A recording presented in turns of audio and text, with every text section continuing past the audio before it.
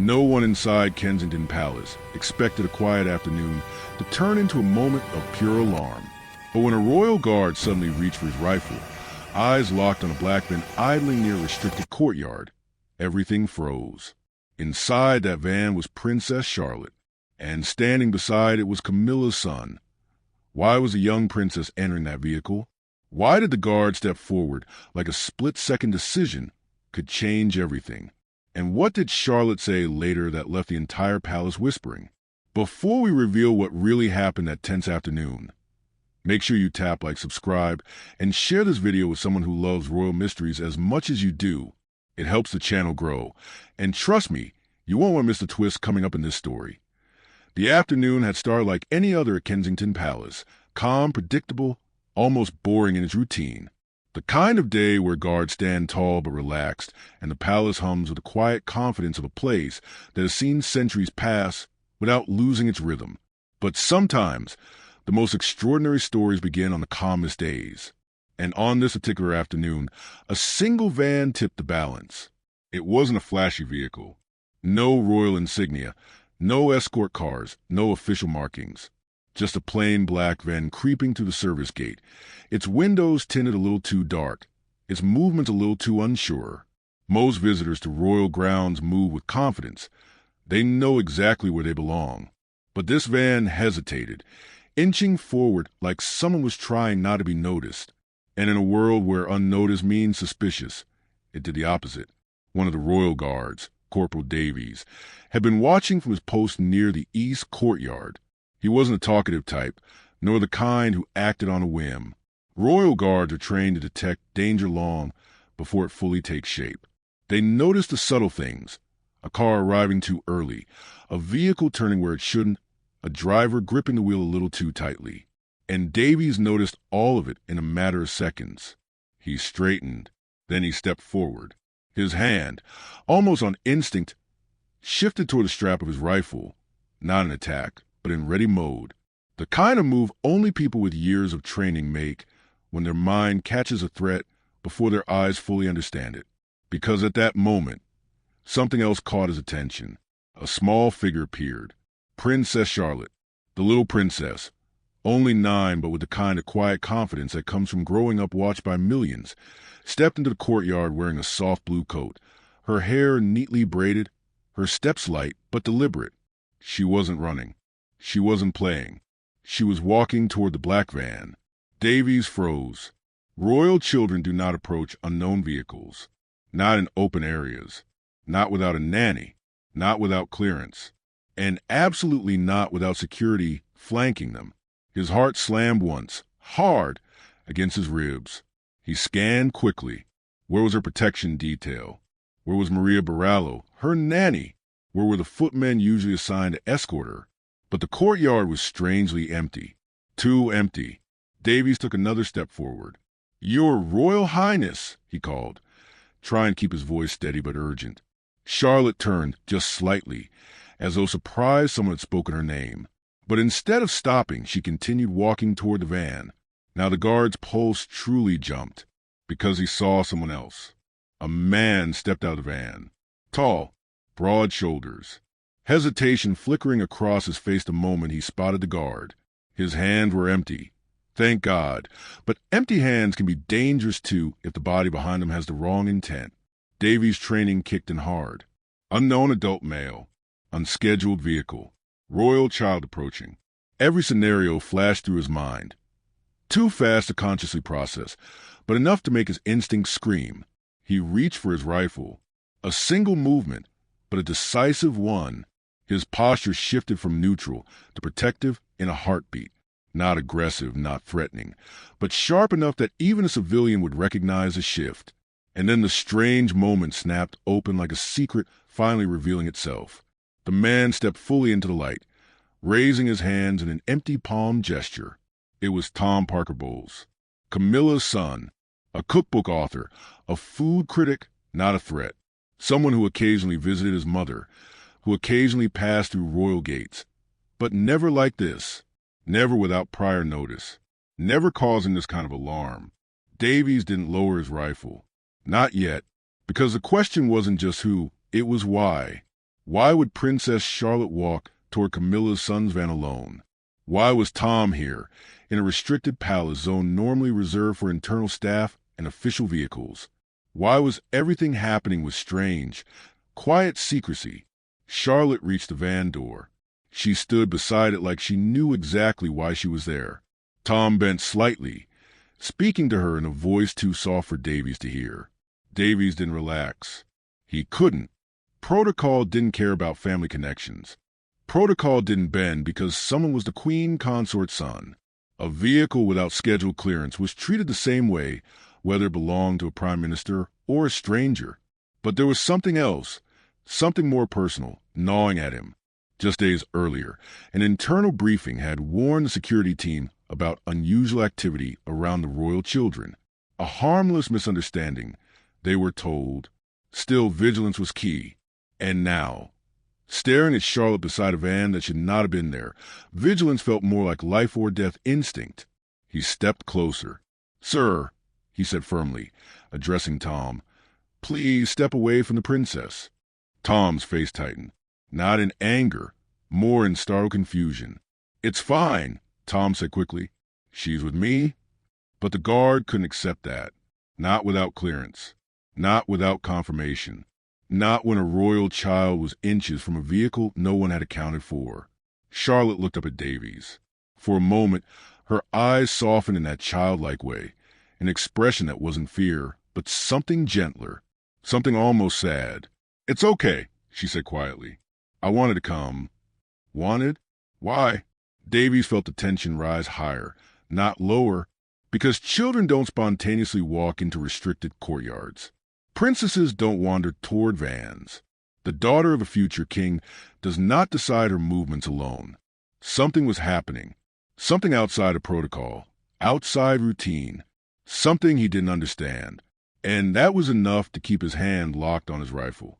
A second guard finally emerged from the far corridor, rushing toward the scene after sensing the tension. A palace staff member followed, shouting Charlotte's name in shock. But the little princess didn't flinch. Her small hand rested on the van door, as if she'd been waiting for this moment.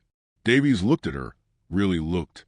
There was no fear, no confusion, no sign she was being lured or misled. She knew why she was there. And that was perhaps the most unsettling part of all. Because if Princess Charlotte had chosen this, if she had walked here knowingly, then something inside the palace was unraveling quietly, behind closed doors. And the truth behind her decision, he sensed, was far bigger than one guard or one van or one afternoon could explain. Something emotional, something personal, something the royals had not prepared him for. And this was only the beginning. For Corporal Davies, instinct wasn't something mystical or dramatic. It was something shaped by years of stillness, observation, and the quiet pressure guarding a family whose lives were constantly watched, judged, and sometimes threatened. People saw royal guard and assumed their job was ceremonial. Pretty uniforms, polished boots, stoic expressions. But behind the stillness lived a constant awareness that danger didn't announce itself. It slipped in quietly, just like that black van. The moment he saw Princess Charlotte walk alone, something in him snapped into a deeper, older mode of alertness. It was the same instinct that had saved lives before, sometimes without anyone realizing it. And now, as he stood with his rifle slung but ready, the courtyard seemed to shrink around him, becoming a single point of focus. Charlotte, the van, and Tom Parker Bowles standing between uncertainty and protocol. The second guard, Officer Harrington, reached his side. "What's going on?" he whispered. Davies didn't answer immediately. His eyes stayed locked on the princess. Unscheduled vehicle. Royal child out of position. Possible breach. Davies finally muttered. Harrington's breath caught slightly. They both knew what those words meant. A possible breach triggered a chain of actions, most of them invisible to the casual eye, but each one heavy with implication. But before the courtyard filled with more guards, more protocol, more noise, Davies wanted to understand. Not guess, not assume, understand. Because something felt different. Charlotte wasn't scared. She wasn't confused. And Tom wasn't acting like a man caught doing something wrong. More like someone unexpectedly overwhelmed by the seriousness of the moment. Davies took a slow step forward. "Sir, I need you to move away from the vehicle," he said again, firmer this time. Tom exhaled through his nose, frustration briefly flickering across his features. "Look, Davies, right? I'm not kidnapping anyone. I'm not sneaking in. She asked to talk to me. That's all." That didn't help. Not in the slightest. No one, absolutely no one, was allowed to take a royal child anywhere without scheduled clearance. Even senior royals had to follow procedure. William himself once had to wait an extra 20 minutes because paperwork for a last-minute escort hadn't been updated. So Tom's explanation didn't reduce the tension. It deepened it. Davies scanned the situation again, detail by detail, the way senior officers had drilled into him since his first day. Charlotte's posture, relaxed, not coerced. Tom's body language, cautious, cooperative. The van, no hostile movements, engine idle. The courtyard, still too empty, too quiet. But then, an unfamiliar detail made him narrow his eyes. On the van's dashboard, barely visible through the tinted glass, was a folded children's drawing. Crayon lines, bright colors. The kind of drawing a child would make for someone they trusted.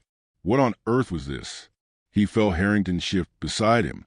"We need to remove her from the area," Harrington whispered. Davies nodded, slowly. But before either of them could act, Charlotte stepped forward, turning slightly so both guards could see her face. Her chin lifted in a way that reminded Davies eerily of her mother. Elegant, steady, brave. "Please stop," she said. It wasn't a request. It wasn't childish. It was something else entirely, something layered with emotion. "Princess Charlotte," Davies replied softly, "for your safety, we need you to step back from the vehicle." Her eyes flickered. Not anger, not rebellion. Something closer to fear, but not of the guards. Fear of something bigger, something unsaid. "This is important," she said quietly. Important. What could a 9-year-old possibly consider important enough to break palace rules? Harrington whispered, "Is she okay?"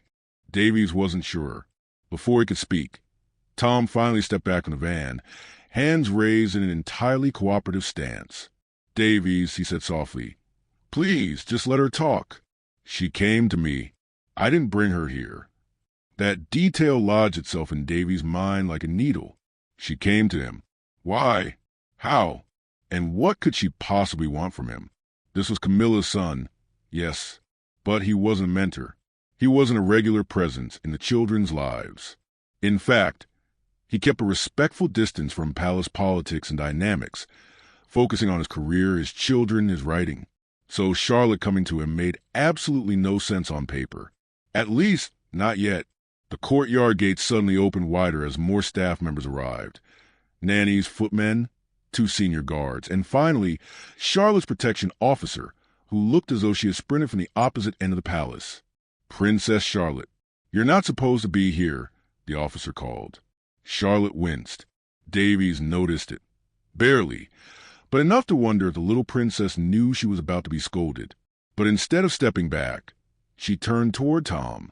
"Can I show him now?" she whispered. "Show him what?" Tom crouched slightly to Charlotte's level. "Are you sure you want to do this here?" he asked gently. Charlotte nodded. And then, slowly, she reached into the pocket of her coat and pulled out a small envelope. It was wrinkled, like she had been holding it tightly for a long time. Davies watched as she extended it toward Tom with both hands. There was something ceremonial in the way she did it, something intentional, something brave. Tom opened it, and for the first time since he arrived, genuine emotion washed over his face. His eyes softened, his shoulders dropped, his breath trembled. Davies felt the courtyard shift around them, not physically, but emotionally, like everyone sensed that whatever was inside that envelope mattered. Tom swallowed hard. "Charlotte, I didn't know you had this." Charlotte didn't smile. She didn't flinch. She simply looked at him with the kind of honesty only children possess. "Mama found it," she said softly, "and she said you should know." Mama, meaning Catherine. Davies exchanged a quick glance with Harrington. Catherine was many things, kind, composed, protective, but she never inserted herself into conflicts without purpose. If she gave Charlotte something and told her to give it to Tom, it meant this moment wasn't random at all. It was deliberate. Tom closed the envelope gently, almost reverently. His eyes glistened. And for the first time since the tension began, Davy's own concern softened, not into relief, but into curiosity. What on earth was in that envelope? What did Catherine discover that she felt compelled to pass on through her daughter of all people? And why now? Before anyone could ask, Charlotte's protection officer stepped forward. "Princess, we need to go. Now." But Charlotte didn't move. Instead, she looked at Davies, straight into his eyes. "Thank you for protecting me," she said softly. "But sometimes people need protecting in other ways, too." It was such an unexpected sentence, so wise beyond her years, that Davies' throat tightened for a moment. What was she trying to protect? Who was hurting? And how was Tom Parker Bowles involved? The envelope, the van, Catherine's decision, Charlotte's courage. It was all connected, but the truth was still hiding between the lines. Davies lowered his rifle, not because the situation was safe, but because something told him the real danger wasn't in the courtyard at all. It was somewhere deeper, inside the palace, inside the story no one was telling yet. And this, he realized, was only the second turning point. The palace always looked peaceful from the outside. Perfect stone, perfect lawns, perfect windows reflecting a perfect British sky. But inside, behind the heavy curtains and soundproof doors, there were small stories that never made the newspapers. Quiet tensions, memos, worries, and sometimes secrets that children understood before adults dared to speak them aloud. Princess Charlotte's secret began long before that black bin entered the courtyard. Days earlier, Catherine had been cleaning through a drawer filled with old letters. She didn't always have time for such things, but after her recent health struggles, she had found comfort in simple tasks, sorting, organizing, touching pieces of history that reminded her of gentler days. That's when she found it. A thin envelope, slightly yellowed, tucked between photographs. It wasn't addressed to her. It wasn't addressed to anyone in the family. It was addressed to someone entirely outside the royal circle, Tom Parker Bowles. The handwriting was Diana's. Catherine sat still for a long moment, her breath catching in her chest. She knew Diana had written many letters, some emotional, some humorous. But a letter addressed to Camilla's son? That was unexpected. And yet, as she held the envelope in her hands, she realized something. Family threads sometimes weave through the most unlikely places. But it wasn't Kate's reaction that truly mattered. It was Charlotte's. Because Charlotte walked into the room just as Catherine gently opened the envelope. The little princess wasn't snoopy. She was simply curious, as all children are. And when she saw her mother's expression, her steps slowed. "Mama, are you okay?" Catherine, startled, closed the letter slightly, but not enough to hide the soft handwriting visible at the top. Charlotte's sharp little eyes caught it instantly. "Is that from Granny Diana?" There was no point denying it. Charlotte recognized her grandmother's handwriting the way some children recognize a lullaby. Catherine nodded, her voice warm but gentle.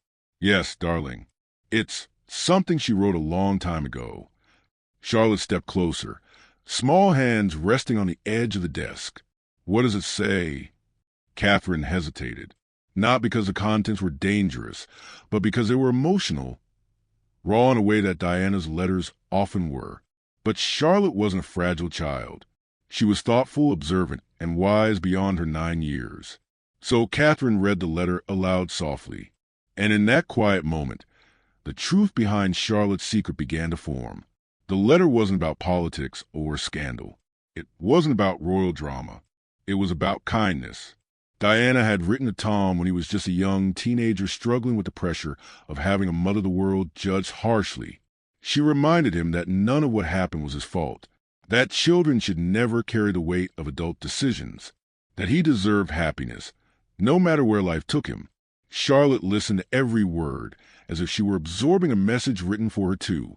When Catherine finished reading, she noticed something. Charlotte wasn't blinking. Her eyes shimmered with a soft, quiet emotion. "She wrote to him?" Charlotte whispered, even though She didn't finish the sentence. She didn't need to, even though he was Camilla's son. Even though Camilla became part of the story that changed Diana's life forever. Charlotte finally looked up at her mother. Does he know about this letter? Catherine shook her head. I don't think so. A silence stretched between them, and then Charlotte said something Catherine never expected. Mama, he should have it.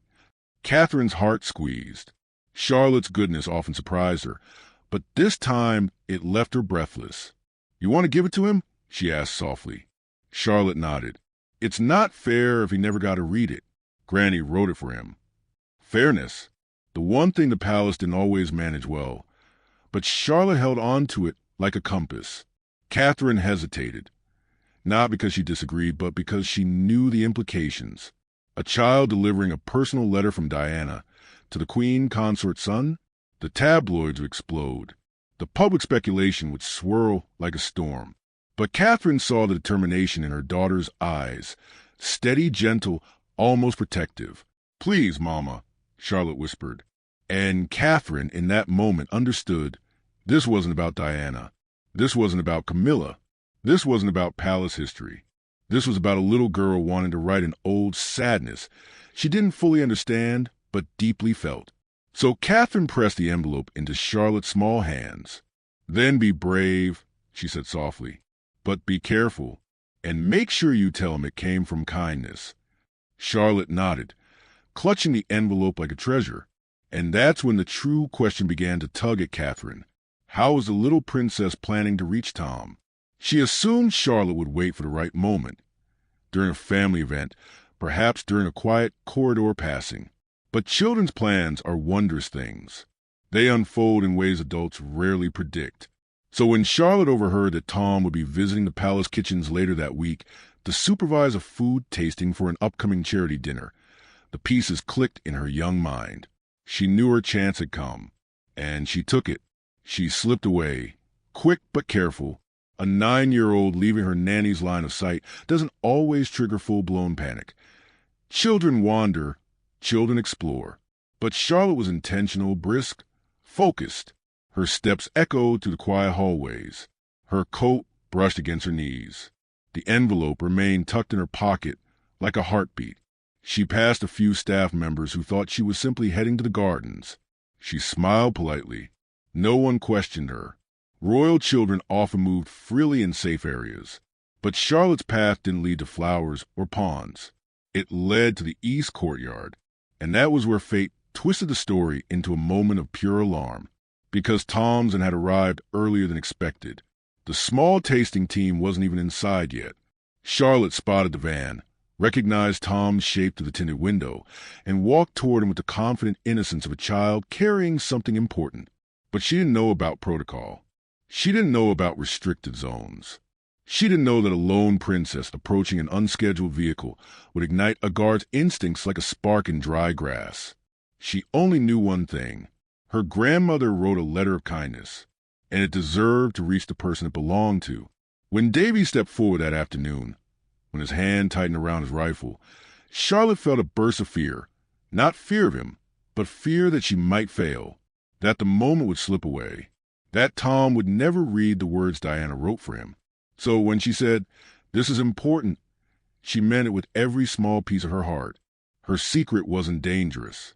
Her mission wasn't misguided. It was something pure. A child trying to heal a wound she didn't cause. A granddaughter trying to give someone a piece of Diana's light. A princess trying to do something human before the palace reminded her she was royal.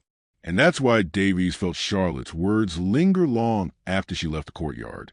Because sometimes the hardest truths don't come from kings or queens. They come from children. Camilla had grown used to surprises over the years. Some pleasant, some sharp enough to bruise even the thickest royal skin.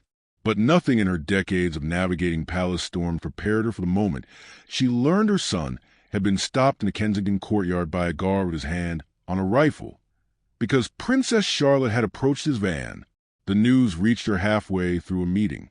A quiet knock, a whispered explanation, a subtle shift in the room where assistants suddenly pretended not to stare. Camilla excused herself, the controlled way royals do, But the moment she stepped into the hallway, her mask cracked. Not publicly, never publicly, but in the quiet tension tightening her shoulders, the sudden quickness of her steps. Her son was involved. A van, a guard with a raised alert level, a royal child. It was every version of Palace déjà vu she wished she could forget. She hurried through corridors, heels tapping against polished floors, thoughts racing faster than her footsteps. She wasn't afraid of scandal. She was afraid of misunderstanding. One misunderstanding could ignite a wildfire of headlines. One moment could be twisted into a narrative that would swallow her family yet again. As she approached the East Wing, she saw William already there, speaking to the head of security. His posture was rigid, not angry, but deeply concerned. The kind of concern only a father could understand. Camilla slowed. For a brief second, she wasn't queen consort. She was just a mother, worried for her son, hoping the situation wasn't as severe as it sounded. "William," she called softly. He turned. His expression wasn't hostile, just tense, worn, protective. "Your son was stopped at the courtyard," he said plainly. Charlotte walked toward his van alone. Camilla felt her stomach drop. "Is she hurt?" "No," William replied, "but she shouldn't have been there." Camilla nodded, exhaling shakily. "Of course. Absolutely." But before she could say more, a voice drifted around the corner. "Grandma Camilla?" Charlotte's voice. Soft, almost apologetic. Camilla turned, and there she was, standing with her protection officer. The little princess held her coat closed with small fingers, as though trying to hide inside the wool. Camilla approached with gentle caution. "Darling, are you all right?" Charlotte nodded, but her eyes didn't lift. She looked like a child carrying a worry much larger than herself. "Tom didn't do anything wrong," she whispered. William closed his eyes for a moment, not out of frustration, but because he recognized the sincerity in his daughter's voice. Camilla knelt so she could meet Charlotte's gaze directly. "Sweetheart, no one thinks he did anything bad. We were just worried. You walked away alone." Charlotte hesitated. Then, slowly, she reached into her coat pocket. She pulled out the now empty envelope. Camilla's breath hitched. "What is that?" she asked quietly. It was for Tom," Charlotte murmured. William frowned gently. What was inside? Charlotte swallowed. Her hands trembled slightly, not with fear, but with the weight of something emotional. "It was from Granny Diana," she whispered. "A letter she wrote to him a long time ago." The corridor fell silent. Even William froze, not in shock, but in a way that suggested a piece of him had been suddenly pulled back into his childhood. Camilla's eyes softened, deeply, quietly. Diana's handwriting. Her words. A letter meant for Tom. Fate has an extraordinary sense of irony. "Where did you find it?" Camilla asked, her voice almost too soft to hear. "Mama found it," Charlotte replied. "She read it to me, and I wanted Tom to have it, because Granny wrote it for him, and I thought maybe it would make him feel better." Camilla's throat tightened. She didn't cry easily, not in public, and rarely even in private, but the image of little Tom, years ago, struggling under the weight of adult mistakes he never made, and Diana writing him a letter of reassurance, it cracked something open inside her, not from guilt, from gratitude. She steadied herself. "And did he read it?" Charlotte nodded. "He said he didn't know Granny Diana cared about him." William closed his hand around his daughter's shoulder, a grounding gesture. Something in his expression softened, pain mixed with unexpected warmth. Camilla looked at the little princess with a gaze Charlotte had never seen from her before, one filled with a complicated mixture of emotions. Surprise, tenderness, and an old ache resurfaced.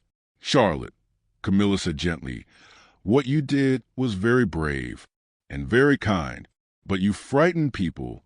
Darling, you must always tell someone before you go somewhere." Charlotte nodded quickly, guilt washing over her small face. "I'm sorry. I just wanted to help." Camilla exhaled, slow and shaky. "I know you did." Then she smiled, a real smile, softening the years of tension between branches of family stitched together by history rather than choice. "And you did help."